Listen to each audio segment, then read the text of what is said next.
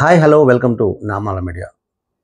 ఇప్పుడే రీసెంట్గా natural star Nani నటిస్తున్న ది ప్యారడైజ్ అనే ఒక సినిమా నుంచి ఒక గ్లింప్స్ వదిలేశారు. శ్రీకాంత్ ఓదెల దర్శకుడు. వీళ్ళిద్దరు కాంబినేషన్లో గతంలో వచ్చిన సినిమా సూపర్ డూపర్ హిట్ అయింది దసరా. అందులో కూడా మాస్ క్యారెక్టర్ బీభత్సంగా చేశాడు. జనాలకు నచ్చింది. తెలంగాణ యాసలో అదిరిపోయింది. డైరెక్టర్ తెలంగాణోడు కాబట్టి బాగా విపరీతంగా నానిని చూపించాడు. Super hit cinema. మళ్ళీ వీరిద్దరు కాంబినేషన్లో ది ప్యారడైజ్ అంటూ వస్తుంది. దానికి సంబంధించిన ఒక చిన్న గ్లింప్స్ వదిలారు. దాని గురించి ఇప్పుడు మనం తప్పకుండా మాట్లాడుకోవాల్సిందే.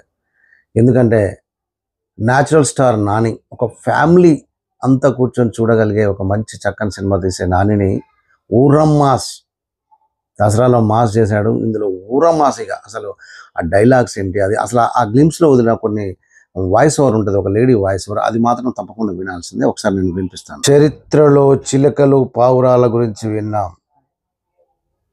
ఇది కడుపు మండిన కాకుల కథ. జమానాకెళ్ళి నడిచే శవాల కథ. అమ్మ రొమ్ములో పాలు లేక రక్తం పోసి పెంచిన ఓ జాతి కథ.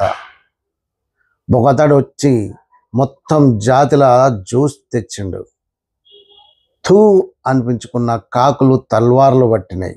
ఆ కాకులను ఒక్కటి చేసిన ఒక భూత పదం అనేసి నా కొడుకు కథ, నా కొడుకు నాయకుడైన కథ నీ అమ్మ అంటూ అసలు ఈ ఒక్కొక్క మాట మామూలుగా లేదు. ఇవన్నీ బాగున్న లాస్ట్లో ఆ బూతు మాట అనేసరికి ఎవరు అసలు అంతేకాదు, అలా వస్తుంటే ఒక హ్యాండ్ మీద ఆ అన్న బూతు పదం పడుతుంటుంది.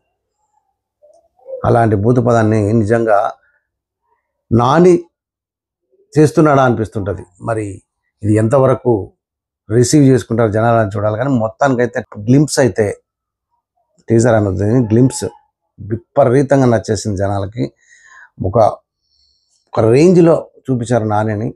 మరి ఇది చూద్దాం దాని రిజల్ట్ ఎలా ఉంటుందో. మొత్తానికైతే శ్రీకాంత్ ఓదెల ఒక అదిరిపోయే గ్లింప్స్ అయితే ఇచ్చాడు. టోటల్ సినిమా వస్తే కానీ తెలుస్తుంది మనకి ఏ విధంగా ఉండబోతుందో. అంటే ఇది ఒక సింపుల్గా చెప్పాలంటే ఒక వేశ్య కొడుకు కథనేమో అనిపిస్తుంది. ఎందుకంటే ఆ మాటలు బట్టి చూస్తే అలా అనిపించింది. అంటే ఒక జాతిని మేలుకొల్పినటువంటి ఒక వ్యక్తి కథ. ఆ వ్యక్తి కూడా ఒక వేశ్య కొడుకు అయి ఉండొచ్చు. ఎందుకంటే ఆ వాయిస్ ఓవర్ని బట్టి చూస్తే అర్థమైన కథ మనకు అది.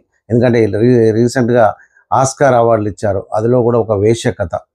అది కూడా దానికి 5 ఆస్కార్లు వచ్చాయి 2025లో.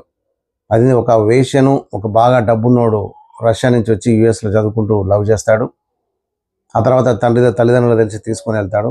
ఇది ఒక వేశ్య కథ అనే ఒక రొమాంటిక్ వేశ్య కథ అనుకోవచ్చు. కానీ దానికి 5 అవార్డులు వచ్చాయి. మరి అలాంటి కథ అలాంటిది కాదు, బట్ నేపథ్యం అలాంటిది తీసుకున్నాడు శ్రీకాంత్ ఓదెల కూడా. మరి చూద్దాం ఇది ఎలా ఉండబోతుంది. ఇలాంటి లేటెస్ట్ అప్డేట్స్ కోసం please do subscribe Namala media. Thank you.